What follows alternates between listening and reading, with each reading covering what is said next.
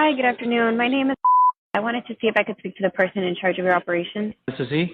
Hi, I'm calling because I'm looking for business. I'm calling because we've been able to help many other companies with their wireless and different solutions. What carrier do you all currently have? Okay. How long have you been with them? Years. Okay, so I just wanted to see if I can get on your calendar maybe for a few minutes next week just to see what you all are currently getting from just to compare what solutions that we have to offer. I'm the account executive here managing this zip code, so I was just trying to reach out to all the businesses in the area. We're not looking to make a change. Okay, well, it would just be, it's not to sell you anything right now. It's just to compare with what you currently have. Maybe you can hear about solutions that may help you or benefit you in the future. I think I'm actually tied into a contract on the mobile side. Okay, well, we assist with contract termination. So if you were to decide to try anything out with, we could also help with that termination to reduce costs or eliminate the cost. Why don't you send me an email with your information, and I'll hang on to it if I'm, ready to, schedule a meeting. Okay, what's your email? At salescriptor.com. Do you all use, do your employees have regular wireless devices, or do you all use like the internet, mobile, or how do you all primarily communicate? Probably use their own personal devices, or do you give them their cell phones? Yeah, they use their own. Okay. Well, like I said, we have other solutions as well. I'm assuming you just do mainly everything virtually. So we do have other solutions to communicate, but I can go ahead and send you that or reach out to you via email in the future. Okay. Sounds good. Okay. Thanks. You. Yep. All right. Bye. All right, so something real quick I want to talk about with her introduction is how she tried to ask for the person that she was trying to reach. She asked, I wanted to see if I could connect with the person in charge of operations. That screams, I'm a salesperson and I'm trying to find this person to try to sell to them. That type of introduction when you're talking to a gatekeeper or whoever answers the phone can trigger a lot of guardedness. What I would say to that is just tweak that. If you know that the person in charge of operations is your target prospect, ask for the operations manager, ask for the VP of operations. There are common titles for that individual and start with that. And if that doesn't get you in the right place, then you can fall back on, well, I'm trying to reach the person that's in charge of operations. And then she does something good and she tries to transition towards a value proposition. I think this is great. This is a great way to open the call. Her value proposition is fairly weak in that she focuses on we help many other companies with their wireless and different solutions. The problem with this value proposition is that it doesn't really answer the question, what's in it for me? Your value proposition should communicate what's in it for the prospect. What do they stand to gain by purchasing from you, by talking to you? And so I'll provide an improved value proposition in the recommended cold call script. Then she does something good, which is she asks some qualifying questions. I think this is great. The questions that she asks, I would qualify as current state questions. What carrier do you have? How long have you been with them? These are great questions to ask. There might be slightly better questions, or when you ask these in the conversation is something to think about. So we'll come back to that. Then she does what I would consider to be a pretty quick close, and she tries to close for seeing what we're currently using today from our current vendor and to compare that with the solutions that she has to offer. The problem with this close is that it's pretty much all about the salesperson. The salesperson wants to sell their product. The prospect wants to improve their business, improve their life, improve their job. This close focuses on the interest of the salesperson. She wants to talk about what she has to offer. You could modify this close to focus on how you're going to help the prospect, and we'll talk about that. All right, I gave her 3 different objections on this cold call, and let's talk about how she answered those. So the first objection I mentioned is that we're not looking to make a change. And then she answers this, I think, in a great way, to be honest with you. In fact, she says, well, it's not to sell you anything. It's just to compare with what you currently have. Maybe you can hear about some of our solutions and that may benefit you in the future. I think this is a fairly good direction to go because the goal of the cold call is not to sell the product. The goal of the cold call is to sell the appointment or start the conversation. And that's how she's responding to this objection. I think it's pretty good. Could slightly be improved. And there's some other ways that she could have responded to this objection. And I'll talk about that in a minute. The second objection that she faces is I told her, I think I'm locked into a contract. She answers this in a pretty good way, responding that, oh, well, we assist with contract termination. That's a pretty good response to this objection, because if I want to purchase from her, but it's only the contract that's preventing me, she has a solution for that. Then the third objection I gave her was, just send me your information. And I think she responds to this in a really good way. First, she asked me, okay, what's your email address? But then she follows that up with asking me, do your employees have regular wireless devices? And then she asks, how do you all communicate? These are great questions.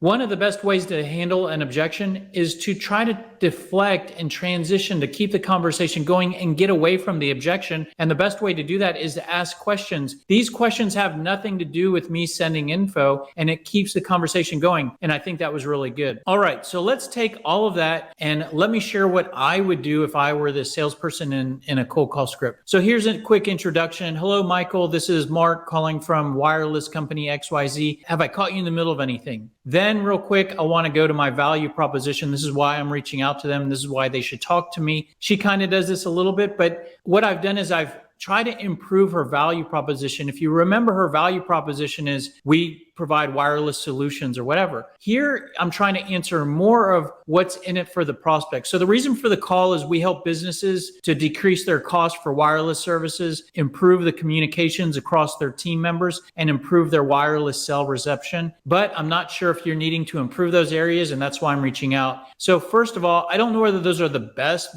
value points for what she has to offer, but they're definitely better than what she says. And then right after I deliver the value proposition, I do a soft little takeaway to say, but I'm not sure if you need that. Then you can transition to asking pain questions. If you recall, she asked current state questions. I'll show you some recommendations for those next. But before you ask current state questions, she could ask these pain questions, and I derived these from those value points. So if I could ask you real quick, how important is it for you to find new areas to cut costs? How do you feel about how your employees are communicating with each other? How concerned are you about the wireless cell reception for you and your team? Here are some current state questions, and these are similar to what she asked, but slightly different. What carrier do you use? How long have you been with them? How happy are you with the cell reception?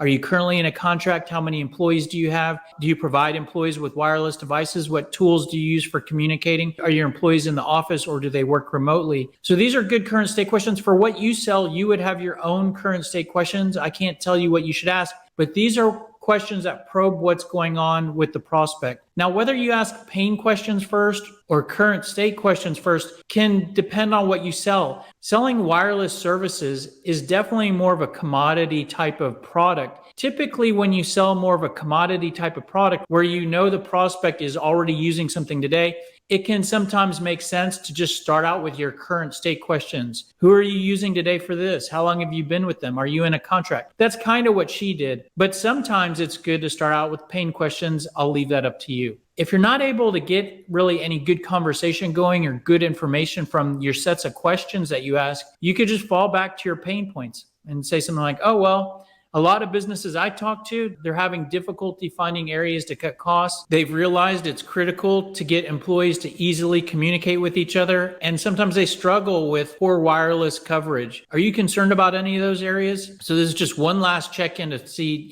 does this prospect have something that I can help to fix? Hopefully with all of that discussion, you found some justification for talking more, and now you can start to close. But before you actually go for the close, you can do what I call kind of a pre-close, which is to share some information about you. And so here you can share some product information with something like, well, based on what you shared, it might make sense to talk more because we have a full suite of wireless solutions. And that includes corporate cell phone plans. And we also provide remote employee communications tools and solutions. Some ways we differ from other providers out there is that we have the best wireless coverage on the market. And on top of that, we're also usually more economical than other carriers. And then one last thing you can do to build a little bit more interest and a little bit more credibility and also explain how you help is to share a name drop example, share a customer example. We actually worked with a business similar to yours, and they were looking for a way to decrease costs. costs. We help to solve that by providing our corporate share cell phone plan. This not only helped them to create hard dollar savings, but it also improved the communications and collaboration across their team. So just a real quick name drop example there. By the way, I used color coding here because what I did is I pulled details from the other blocks here. And so what's in red is a pain point. What's in purple is what